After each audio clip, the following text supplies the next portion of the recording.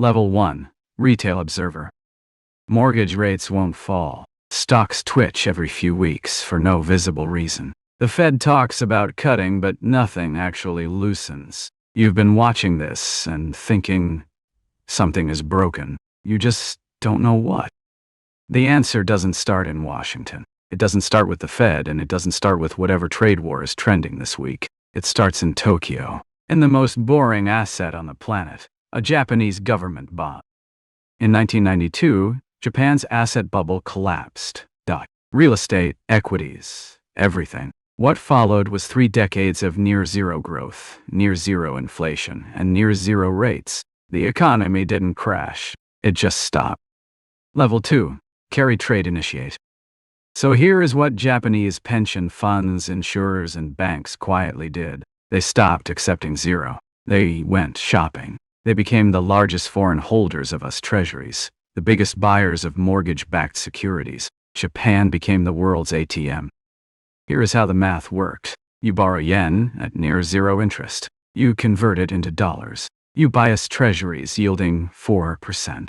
You pocket the spread. No complicated strategy. Just cheap money, expensive assets, and a trade that seemed like it would never end. And this wasn't just happening at the treasury level. When borrowing costs are near zero, you don't just buy safe bonds. You buy tech stocks. You buy real estate. You buy into every market that yields more than nothing. The yen carry trade was the hidden fuel inside the global system. Level 3. The unwind begins.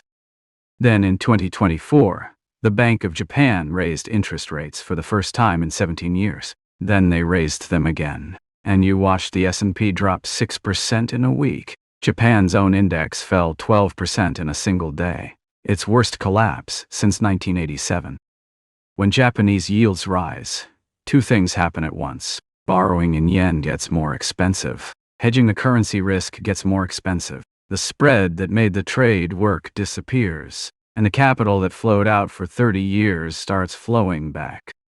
Raymond stops you in a corridor one afternoon. He doesn't explain. He just says, pay attention to where the money stops coming from, not where it's going.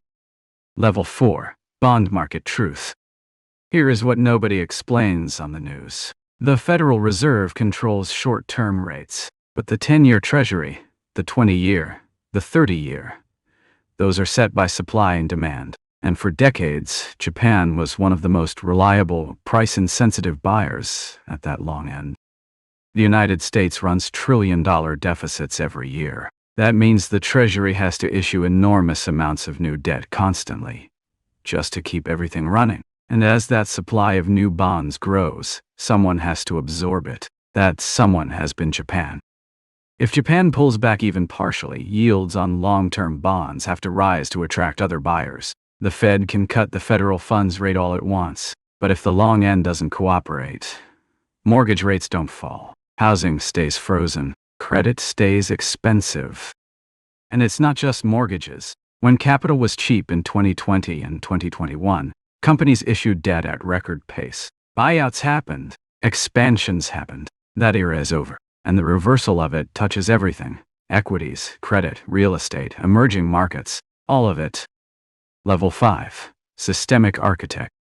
You've been staring at the wrong lever. Everyone watches what the Fed says. But the Fed only controls one end of the curve. The long end, the end that sets mortgage rates, that drives equity valuations, that prices corporate debt, that end is driven by the market itself. Raymond told you to watch the bond market. The bond market is the backbone. It is the interest rate that every other return is measured against. When supply and demand fracture there, long yields rise. The currency moves, and gold rises. You see the crack forming before anyone names it.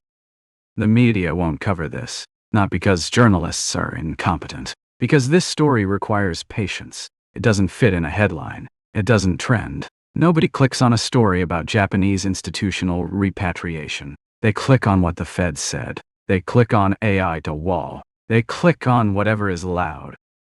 Liquidity is the oxygen in markets. You cannot see it when it's there.